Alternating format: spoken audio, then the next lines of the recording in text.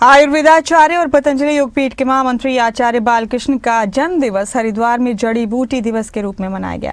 पतंजलि योगपीठ में आयोजित कार्यक्रम में रक्तदान शिविर का आयोजन किया गया। इस अवसर पर योग गुरु स्वामी रामदेव, योगाचार्यों, वैज्ञानिकों और हजारों साधकों ने आचार्य बालकृष्ण को शुभकामनाएं दी। कार्यक्रम में आयुर्वेद के महत्व पर आधारित 40 पुस्तकों का विमोचन भी किया गया।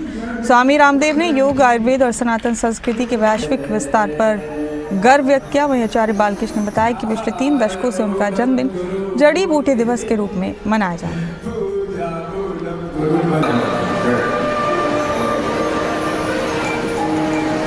तो हमने एक परंपरा इस रूप में नहीं कि ये उत्सव के रूप में या सिर्फ आमोद प्रमोद के लिए मनाया जाए, अभी तो लोगों के लिए प्रेरणा दिन के रूप में मनाया जाए। तो पिछले करीबन हम लोग 3 दशक से इस जड़ी बूटी दिवस को मनाते हैं और अब तक हम लोगों ने करोड़ों पौधे इसी वर्ष में, जैसे पूरे देश के अंदर जितने भी जो लोग पतंजलि से जुड़े हैं प्रत्यक्ष परोक्ष रूप से, तो 4 अगस्त को विशेष रूप से जड़ी बूटी का रोपण होता है और हरिद्वार में ही हम लाखों पौधों का रोपण करते हैं। और आज हरिद्वार में कहीं भी नीम का पौधा दिखाई दे रहा है तो आप सब तो हरिद्वार से हैं। हरिद्वार में प्राकृतिक रूप से नीम होता नहीं है, आज नीम के हजारों पेड़ खड़े मिलेंगे।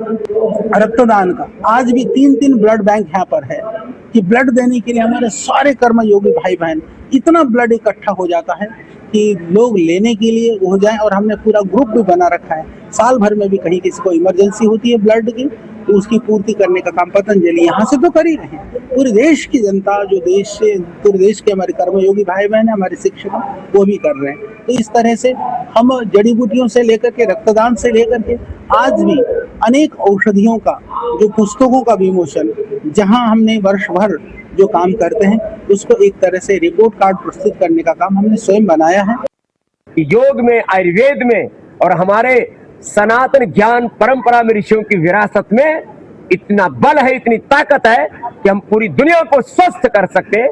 तो एक स्वस्थ भारत और स्वस्थ विश्व का सपना जो पतंजलि का है, उसको साकार करने के लिए आज जड़ी बूटी दिवस पर, श्रद्धेय आचार्य श्री के जन्म दिवस पर हम ये अपनी प्रतिबद्धता व्यक्त करते हैं कि ऐसे हम योग, आयुर्वेद और सनातन धर्म का गौरव बढ़ाते रहेंगे। भारत माता की, मानवता की, गौ माता की सेवा करते रहेंगे। अंतिम श्वास तक हमारा ये सेवा का क्रम चलता रहेगा। हम दिन चार रहे ना रहे, तेरा वैभव अमर रहे माँ। पथ का अंतिम लक्ष्य नहीं है सिंहासन चढ़ते जाना, सकल समाज को लिए साथ में आगे को बढ़ते जाना। जात पात, ऊंच नीच, भेदभाव की जो दीवारें लोगों ने खड़ी की, उन सारी दीवारों